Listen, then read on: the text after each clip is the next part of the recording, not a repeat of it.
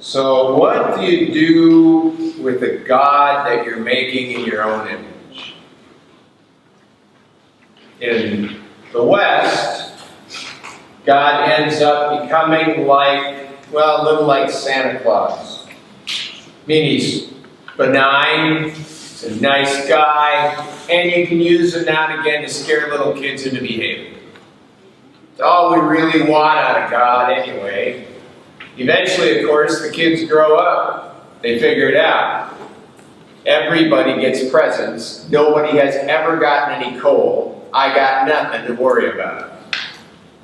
Kind of like we, at some point, as a society, grew up and said, look, we're all probably going to heaven anyway, because really we're all basically good people, and we're all sincere, and we're really trying. We've improved on God significantly. We got rid of the old, angry, Old Testament God. We don't want him anymore. No more of that. We prefer a God that's a little nicer, a little gentler. He'll take care of us, he'll look after us, but not really hold us accountable to anything. This God we're making, we corralled him with psychology and then boxed him in with science and said, there you are, stay right there. That's how we like it. That's how you create a God in your own image. Except, and if we created God, we never would have had a Good Friday, would we? I mean, it's not the kind of thing we tend to celebrate much. In fact, we don't really like it. Look around you. The crowd today is going to be a lot thinner than the crowd on Sunday. I guarantee it. I mean, what do you do with a God who's hanging naked and bleeding on a piece of wood up in the air? You can't show that to the kids. Shouldn't we be talking about bunnies and eggs instead? That would sell a lot better. Shouldn't we be looking for something like new life or something? Yeah, that would be it. Could talk about new life and starting all over again. Everybody likes a second chance. Let's go with that. Never mind the whole cross thing. What do you do with the cross? It's inconvenient. Simon would agree with us. Remember Simon? Simon of Cyrene, they said.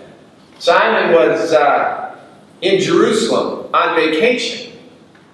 And then it says in the text, Matthew chapter 27, it says, they started on their way, and the guards grabbed a man by the name of Simon of Cyrene from out of the crowd and made him carry the cross. They made him carry the cross. He didn't volunteer for this job. He didn't want it. It wasn't on his list of things to do while he was in Jerusalem. He didn't find that anywhere from his neighbors that said, oh, and when you get there, be sure to try carrying a cross. That's not what happened. It was not only had he traveled 900 miles on a pilgrimage to be here for the festival and to see the sights and do the things he was going to do, and this was not in his plans, it made him unclean. That chunk of wood Jesus had been carrying on his ripped up back was filled with his blood now. And human blood made a man unclean. He couldn't even get in the temple now. He was going to miss Passover because they wouldn't let him in the church. He was unclean. Top of that, it isn't easy to do. I mean, he's only carrying the cross piece, not the whole cross, probably. But even the cross piece could weigh up of 200 pounds. This is not an easy job. It's not an easy thing. This is not a task anybody wants. The worst part about it, what if somebody sees you? I mean, the only people carrying crosses are criminals. And we know they're criminals because the government sends them. And the government's convicted them and they're going to die. It's a good thing no one had cameras back then, or Instagram, because his picture would have been all over, and then what would the world have said? No. And then Jesus, he'd have been around a little previous to this, when Jesus, speaking to his disciples, said, if anyone wants to follow me, he must deny himself and take up his cross daily and follow me. If he'd heard that, he would have said, oh, don't you do it. Don't you do it. That taking up your cross thing is no picnic. You don't want anything to do with it. It is inconvenient. It is unclean. It is heavy. And people will start to say, you're not one of those people, are you? You're not one of them. No. If we were inventing God, this would not be on our list of attributes. Good Friday would not be something we come up with. But here it is. And it's Good Friday, and Good Friday is an uncontrovertible truth.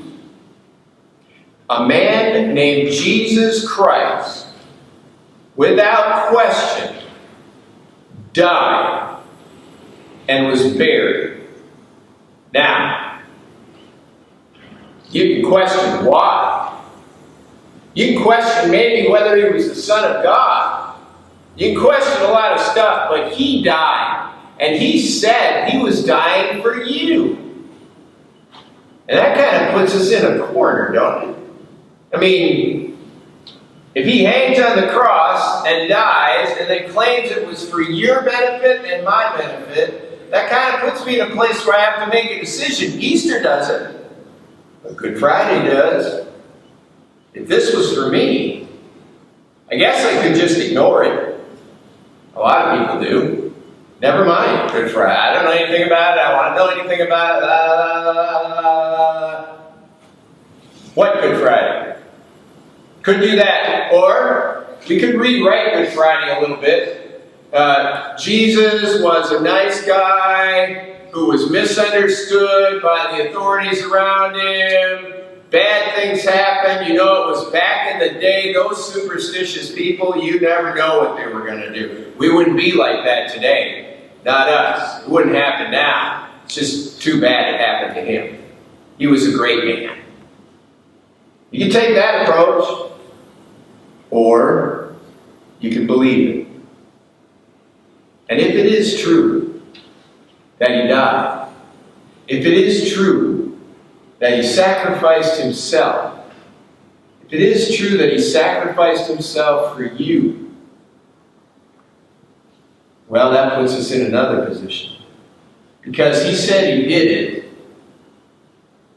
not to bring you some kind of new morals and laws and rules for you to follow. That's not why he did it.